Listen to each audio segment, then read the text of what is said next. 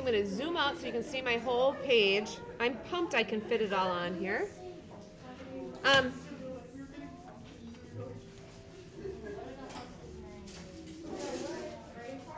Okay, drawing 3. Here's another thing to really tune in that I haven't really talked to you about, but I'm sure I've talked to you about it if you know in previous drawing classes. Figuring out the dimensions is really important for being able to be accurate with your overall drawing and composition. So I'm just quickly taking some measurements here, and so I'm going to say it's 7 by, and my orientation will be a portrait orientation. 7 by 10 and a half.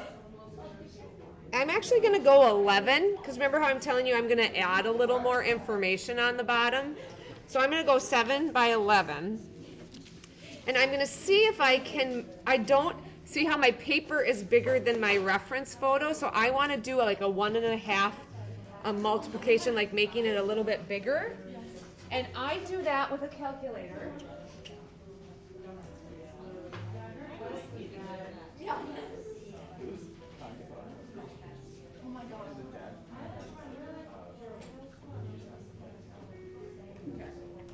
So if I'm 2 times 7 by 1.5, that's going to be 10 and a half. 11 times 1.5 by 16 and a half. Let's see. Yep, I've got room there. Okay, perfect.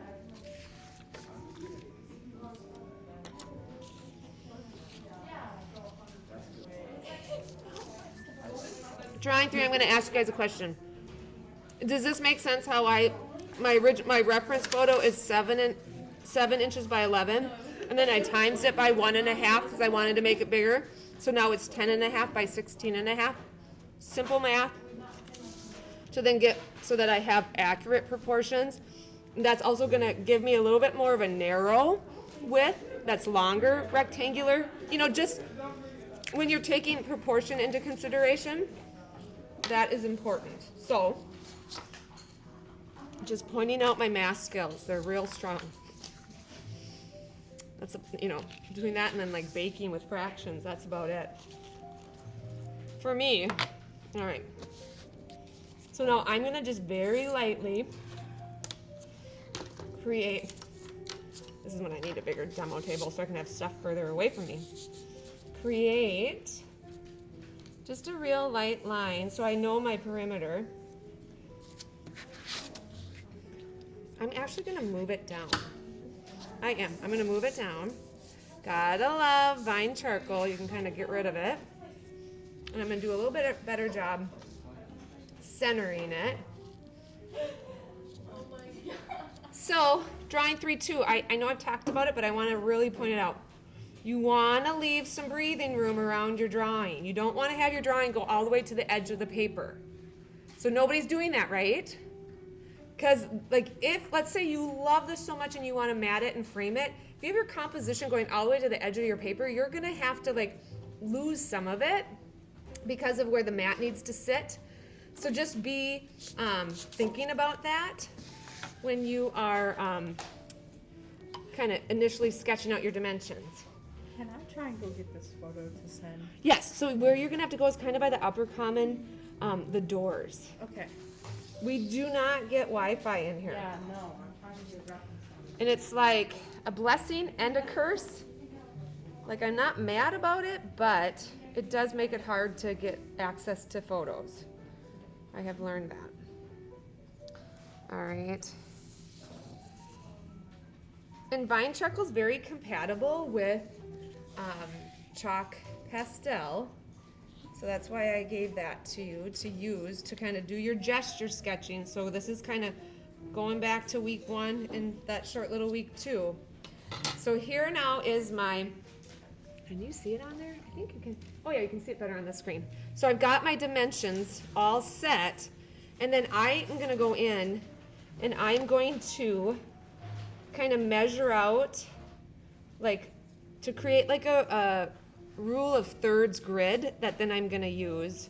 Actually, I think I might not do rule of thirds. I think I might do kind of half and half. So I'm gonna go like that. I'm gonna use this one instead. I like it better because it's a little. All right, and then I'm gonna go down on the bottom here and kind of mark out that half spot. So I'm dividing my reference photo in halves.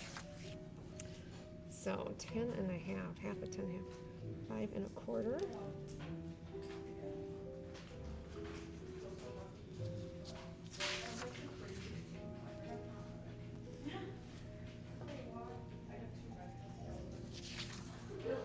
All right, now I measured and I marked on the middle of each side, and now I'm drawing a line across real lightly. So then I'll have my composition divided in halves.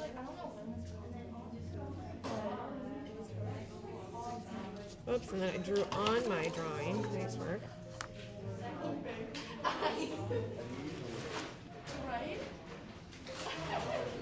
So again, I just divided mine into 4 equal parts, and I'm going to do that on my final paper. And that's just going to kind of allow me to make sure I'm saving space for everything and putting it where it needs to be. You could do a more detailed grid, and I do have videos to support that if you would want to watch them. Have any of you ever drawn using a grid? Okay. And it's like, it may be your style, and some people like really rely on it.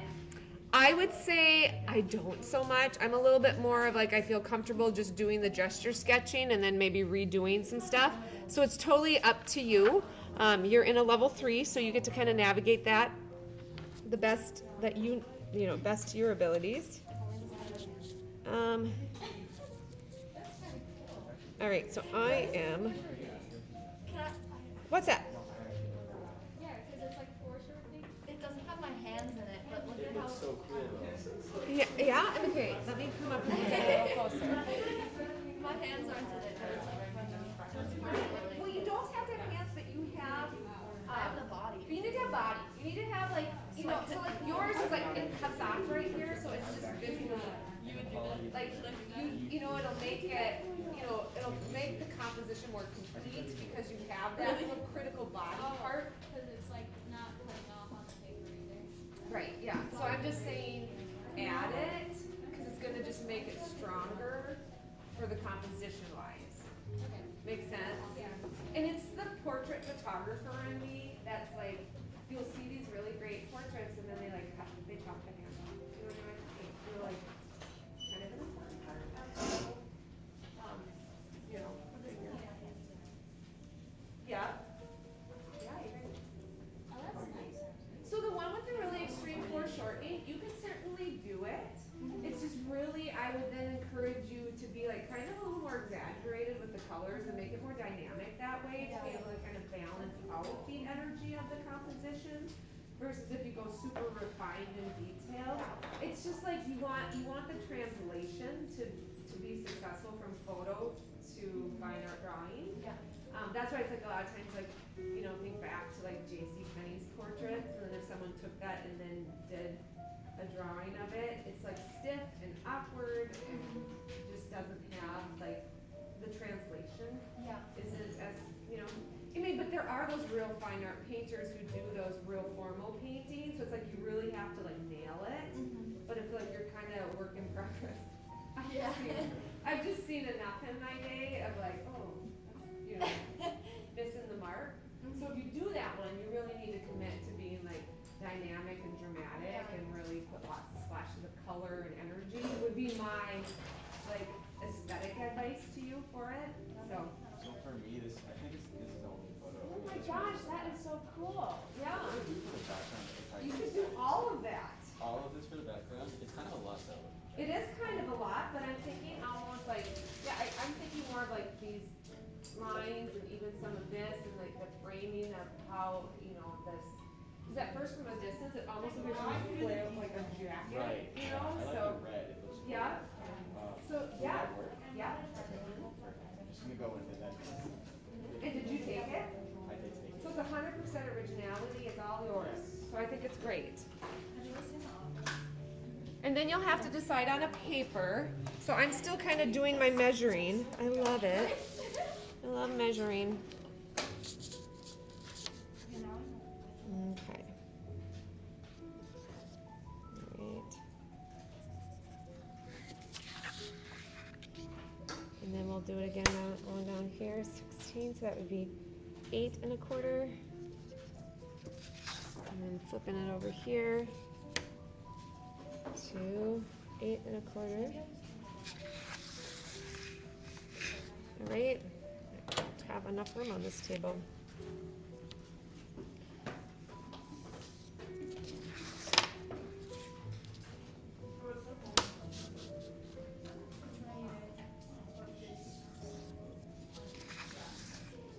All right, so now I have my 1/2 and 1/2. I kind of can't see that line. All right, whoop. All right. And rest assured, this vine charcoal, it won't contaminate or stay in your composition. Like it'll be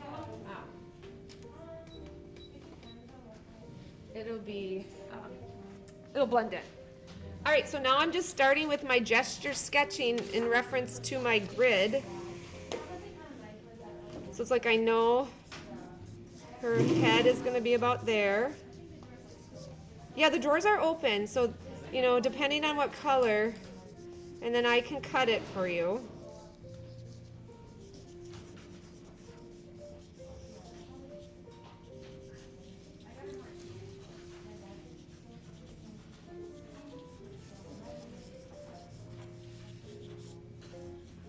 Again, when you're sketching, like how you hold your body and your arm and shoulder, all of that will impact your mark making.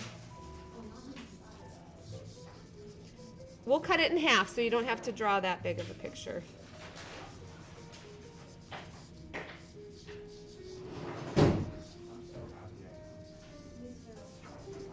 Good. All right, ready for me to cut it? Oh, good. Are you okay? Good. You're just going with nice. Okay.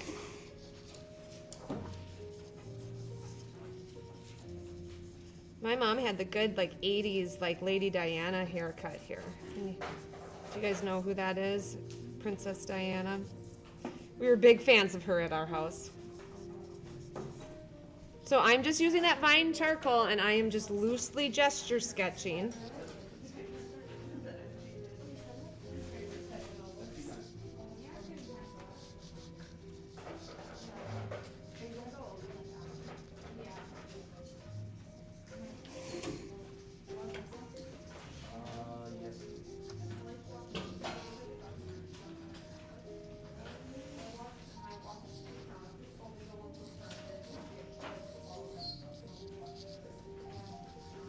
Now, you pencil lovers, I want to point something out to you.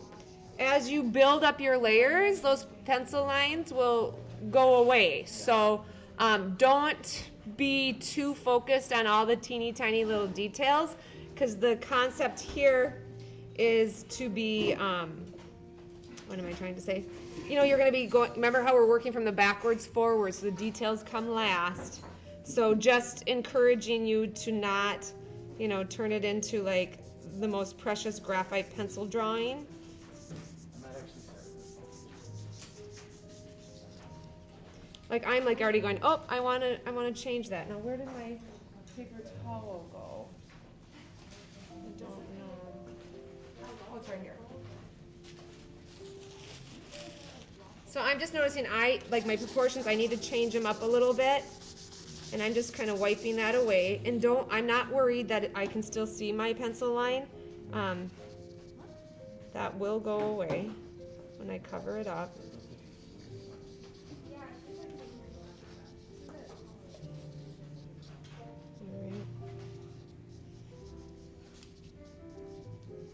Because yeah, her thumb goes there.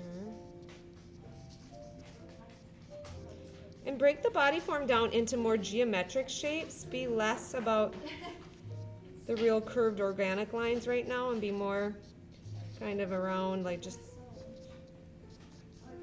squares, rectangles, more tubular shapes.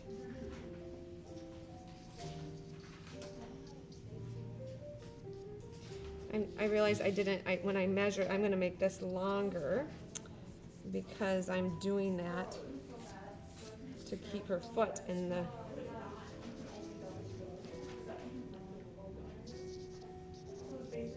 I'm just realizing how weird the hair is. Yeah.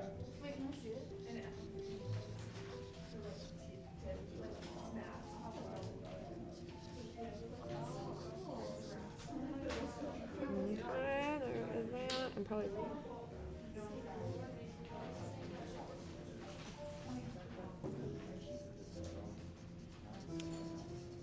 Yeah, that's kind of what it is. Cause like mine is like that. You can always like blow it up back on explain. Or like No, I want to explain we have this. We can like I have like a little more abstract. Yeah. I have a question about explain, but I can't really explain it. Like where to draw. I just like don't know where to put Okay. everything. Like how big to make it. Okay, let's look at it. I'll be right over there. Let's see.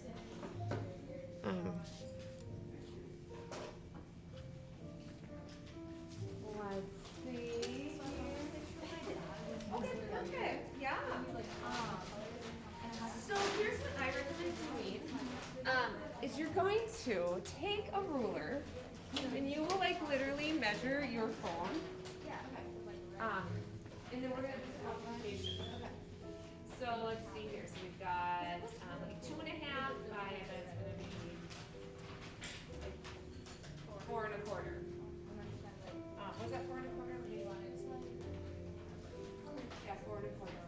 So then 2.5, I say try timesing it by 4. So go 2.5 times 4. That would be 10. You could try by 5. Let's see what would 2.5 by, what's that going to be? By 5. Times 5. So you could do 12.5 across. Let me see how wide this is. That, I mean, you could, that's the max that you could do for width. And then what would be, what was the other one? 4.25 times 5 would be, 10. I don't know if you're going to have enough room, so you might have to do the times 4 to fit it on this paper. So go 4.25 times 4. Let's do that one. So that's 17 inches. I think you're going to have to stop at that times 4. Okay. So what was the 2.5 times 4? Any math? 17. 17 for length.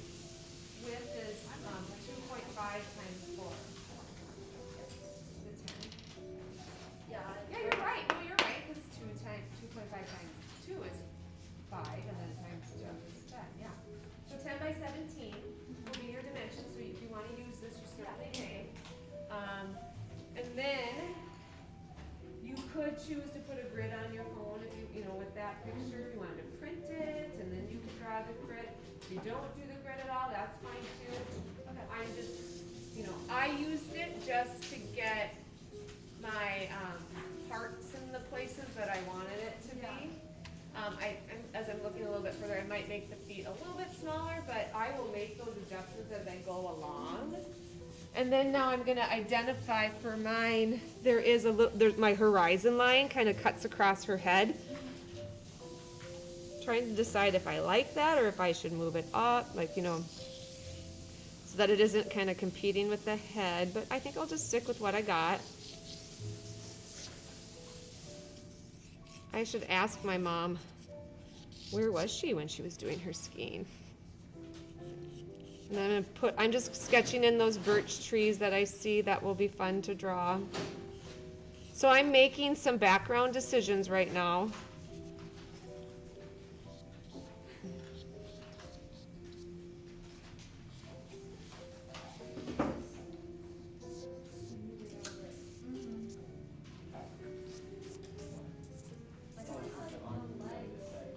And then there's some little leaves here.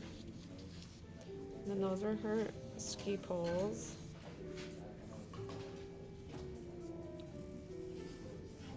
Hi, how are ya? Good. What?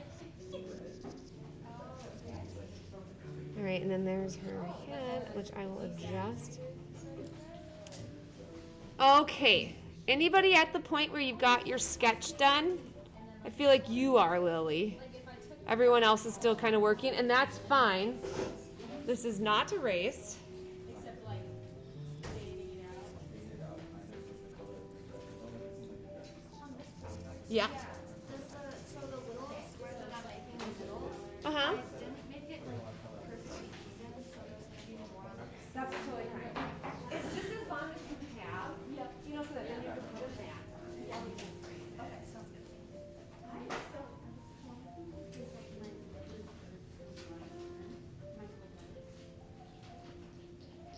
Well, I bet I do. If I don't ever throw anything away. I'm just trying to think of where did I put all of it. I wonder what drawer. Let's just look through the drawers. I was like, here's an unclaimed drawer, but that's not, that isn't drawer. That is not a drawer. She times it. And I had them all packaged up. So wouldn't it be great? That's not his either. Wouldn't it be great if it was all neatly packaged up? It would be wonderful, and that's not his either. No. Okay. Wouldn't seem to have more of this stuff that I need. Can you give me a date? Does it need to be found immediately? No. Okay. I'm just not sure, because I had them all packaged up. So I'm trying to think of where would I have put anything when in my hurry, having clean drawers. So my students have this time. So give me a date. Sound good? I will find it in here. I just don't know immediately where it is. So yeah, thanks. I have some questions. I'm just scared about the background. It seems very detailed. I want to do it. So you don't have to do all of it. You know, imagine if you were a little more expressive in the background and you just did maybe some kind of lines, kind of framing her. So think about how can you frame her with some of this like background information. I mean, it is like it's a lot, but if you think in terms of like their shapes. And then we could add some value, but you don't have to add all of it. You don't have to make it complete. It could be more one of those kind of expressive with some lines behind it. So for the red, maybe behind her instead of doing such a weird shape like normal some of hers. Yeah. Yep. Faded. Yep. So Yep. that way I don't have to worry too much about okay. Yeah. That would work. And then for the You know how like I've even shown like examples where they're just like the side of the chalk and it's just more like kind of some yeah. like kind of like energized marks around That's it. what I'm thinking. So you could do that. For sure. So you wouldn't even include any of this like, I mean, what a cool. Where is she? This is on a cruise ship and it's a Oh, bus okay. stop that's themed to Alice in Wonderland. So everything about it's kind of Oh, okay. Yeah. All right. that's why the chair is here. Yes, but you could just do. Do you remember seeing some of the examples I showed yesterday with like kind of more just like the splashes of color behind? You could do that. Yeah. Okay. Thanks. How many thick, like the chunky rulers? I mean, not rulers, erasers. I have a few. What are you looking for? Oh, never mind, it's right here. Okay, so anything in that orange. Oh, good, you found one eraser. Like I got one eraser. Any of those colors, like in that orange, if you open that up, the biggest is I don't know, the biggest piece of paper is like this big, and it'll be perfect for colored pencil, but it's textured. So one side's gonna have more texture, and the other side's gonna be smoother. I recommend going to the smoother side for colored pencil. So yes, you are welcome. Okay. So I don't want to get too far ahead.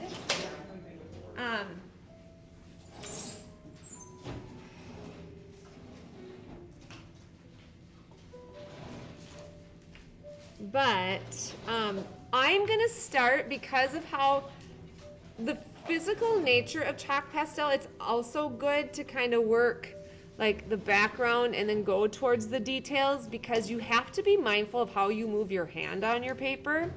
So some tips could be, as you're getting to a place where you need to make sure your hand isn't rubbing your work away, you could place a piece of paper on top of that area and still not putting a ton of pressure, but then you could keep working and drawing on it.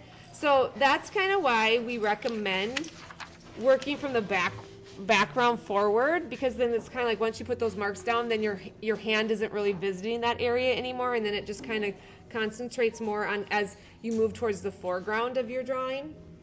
So the first thing I'm going to do is I actually am going to pull up the colored reference so that I can see kind of what I have going on for background colors, because I'm going to address my background first. Just trying to remember. No, it must be in here somewhere. Maybe it's on my computer. I really need. See.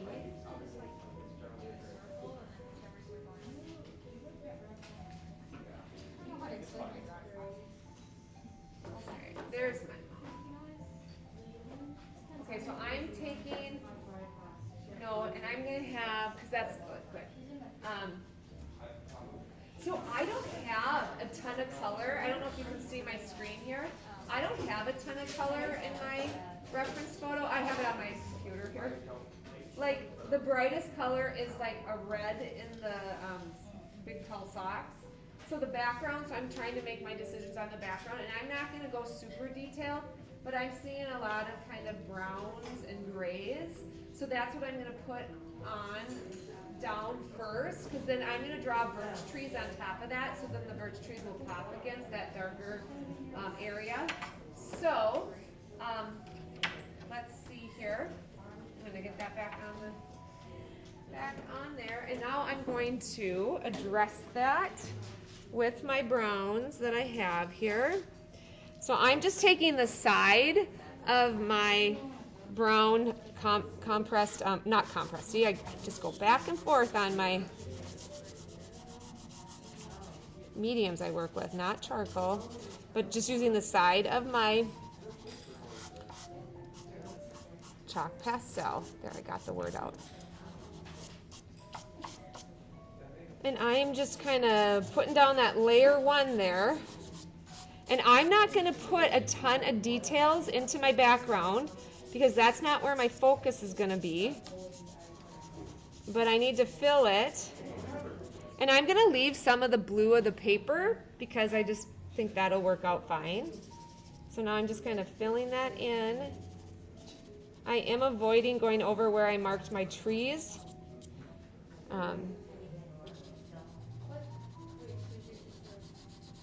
But see, I go right over the vine charcoal and it disappears.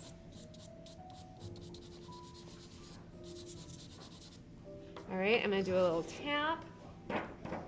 Okay, and then I'm gonna take the dark blue, and I'm gonna just kind of rub that towards the bottom of my wood scene here.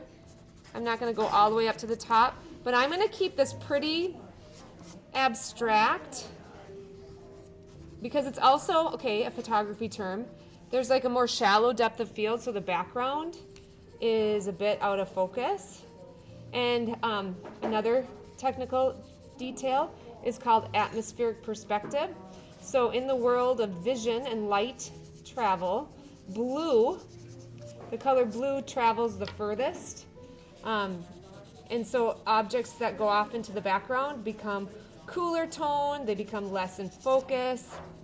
So I'm keeping this pretty abstract. All right, leaving that there. And then, I know I said gray, but I think I'm gonna just leave it like that. And now I'm gonna put my birch trees in. And so I just took white right away. I'm paying attention to the tip of my white chalk pastel to make sure that it isn't contaminated with red, I'm seeing right now. And now I'm gonna put that white right on top of the trees that are kind of going across the background there.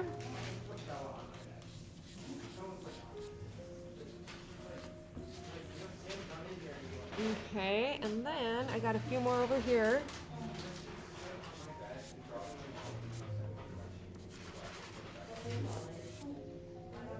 There's like more, but.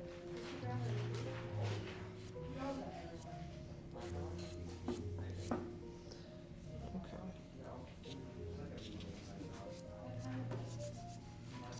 And I might come and give a little more details, but I'm just leaving it like that for now. Um, I'll tap off my excess. Then I'm gonna grab that dark blue again to add some of those details to my trees, which I think I can make this tree a little bit more. I got a lot of white snow I'm gonna add too, but I'll do that next.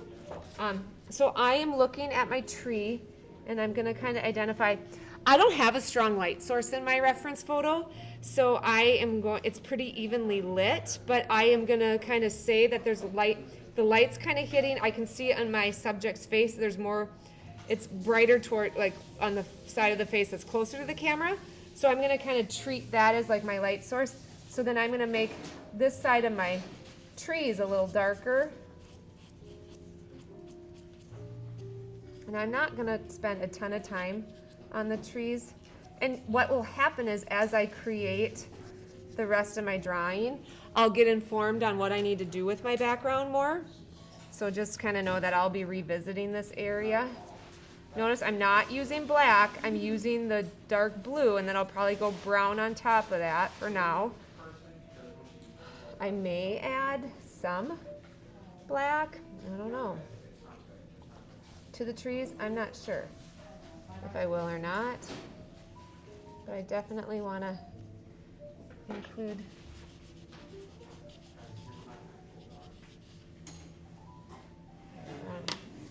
be able to.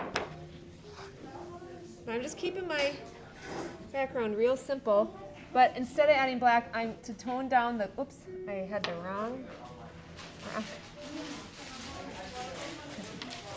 trying to get the, actually I'm going to go right to my, for this area, I'm going to go right to my,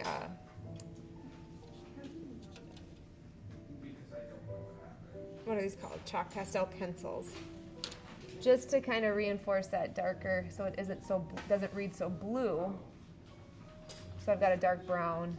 I think this is dark brown. I can't quite tell if it's dark brown or black. It's I'm intending to be using dark brown. Yeah, it is dark brown. All right. Just trying to make these look like birch trees.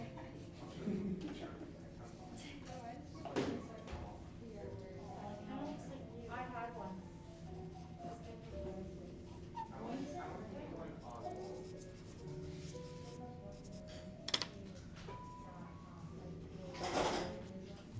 All right, and then I'll tone the blue down here. Okay, so I'm gonna count this as like good enough for now. So I addressed my furthest background first. Are you guys kind of catching on to doing that? Like you know, so you do make your background choices, and then you're gonna work your way towards your subject. So my next thing that I'm gonna do is I've got a lot of snow and white happening, and so I'm gonna utilize the fact that I've got this cool toned blue paper, and I'm gonna leave some of that visible. So now I'm just adding in some snow. And it does. It goes right over that vine charcoal.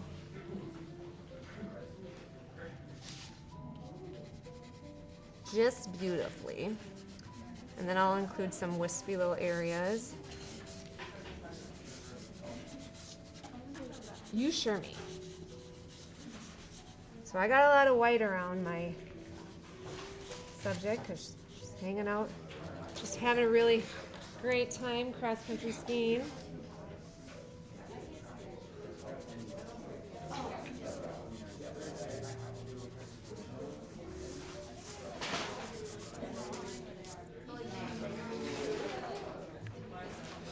I'm gonna walk up close to show you. So like I'm gonna utilize the color of my paper, so see how the blue is shining through the white, and that works for the snow, so that's where I'm having success with that. You know, so you could do a little bit of that.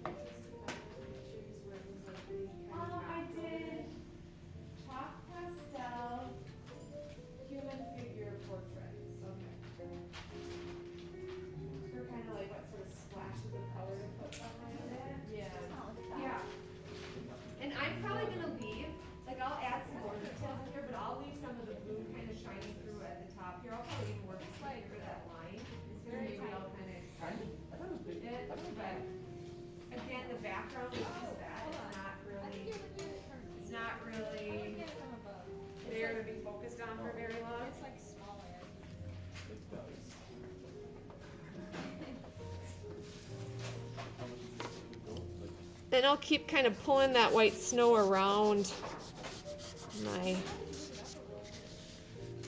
and then I think I'm gonna go right over that part. Yes, let me write you a pass to the vending machine, just in case. Just in case.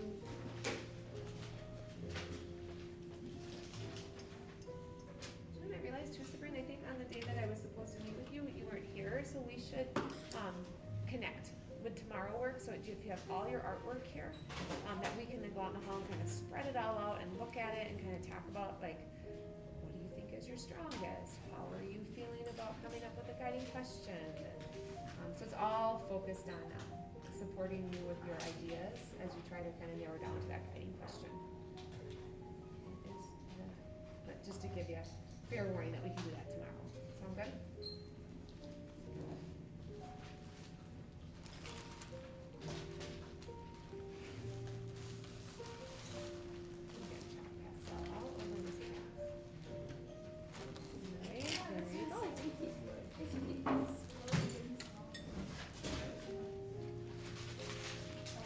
And I think I'll pause where I'm at with mine and then kind of give some more tips tomorrow. Does that work? So that you guys can kind of catch up to me?